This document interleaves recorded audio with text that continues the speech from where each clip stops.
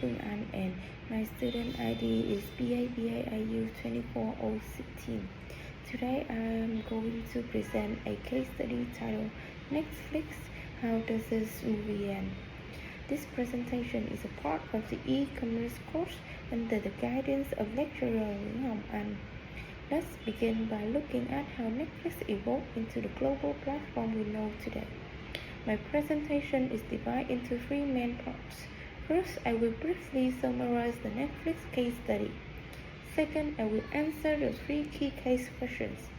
Finally, I will conclude with Netflix's future direction. Now, we will go to the case study summary. Netflix was founded in 1997 by Matt Randolph and Reed Hastings. At the beginning, it was not a streaming platform but a DVD rental service using postal mail. In 2000, Netflix introduced a subscription model, which later became the foundation of its business. By 2006, Netflix became the largest DVD subscription provider in the United States. As the company shifted into streaming and original content, it achieved major recognition, winning 44 Emmy Awards and 16 Oscars by 2021. By mid-2022, Netflix had grown to over 220 million subscribers worldwide, showing its massive global influence. As you can see on the timeline, Netflix has always been an innovator, from launching their website in 1998 to introducing personalized movie recommendation in 1999. Their success is built on using data to understand what people want to watch before they even know it themselves. Based on this case, there are three main questions we need to answer. First, what are the three major challenges that Netflix currently faces? Second, what are the key elements of Netflix strategy today? And finally, why is Netflix competing with companies like Apple, Amazon, HBO, and Google? And what strength does Netflix bring to this market? Now I will answer the first questions. The first major challenge Netflix faces is skyrocketing content costs. To remain competitive, Netflix spent approximately $17.5 billion on content in 2021 alone. In addition, licensing popular movies and TV shows has become more expensive. This because many rival studios now launch their own streaming platforms and either withhold content or charge much higher licensing fees. As a result, Netflix faces intense financial pressure just to maintain its content library. The second challenge is the high risk of producing original content. Creating Netflix original is often more expensive than licensing existing content, and there is no guarantee of success. Although Netflix uses data and algorithms to guide decisions, human creativity and cultural trends cannot be perfectly predicted. Successful shows like Squid Game or Stranger Things are rare, and many expensive projects fail to attract large audiences. The third challenge is intense market competition. After the pandemic, Netflix experienced slower growth as the market became saturated and consumers faced subscription fatigue. At the same time, Netflix competes with deep-pocketed rivals such as Disney+, Apple TV+, and Amazon Prime. These companies can afford long-term losses because streaming supports their larger ecosystem, making competition extremely difficult for Netflix. Next is the question 2 about key strategy elements today. To respond to these challenges, Netflix has adjusted its strategy. First, it focuses heavily on original programming to reduce dependence on external studios. Second, in 2022, Netflix launched a cheaper ad-supported subscription tier.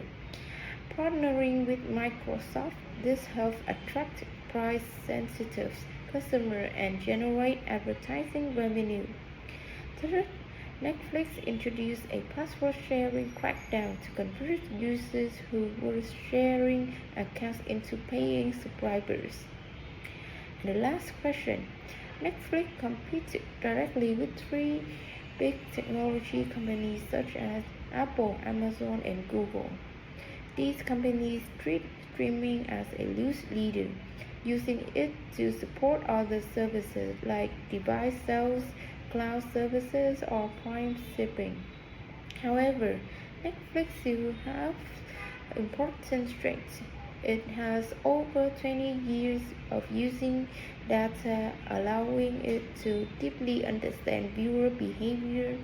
Netflix also has a strong brand identity, often considered the gold standard of streaming. Finally is prestige and awards, including 44 Emmy wins in 2021, demonstrate the quality of its content. This slide shows the market share of original films among major streaming platforms, comparing 2022 and 2024.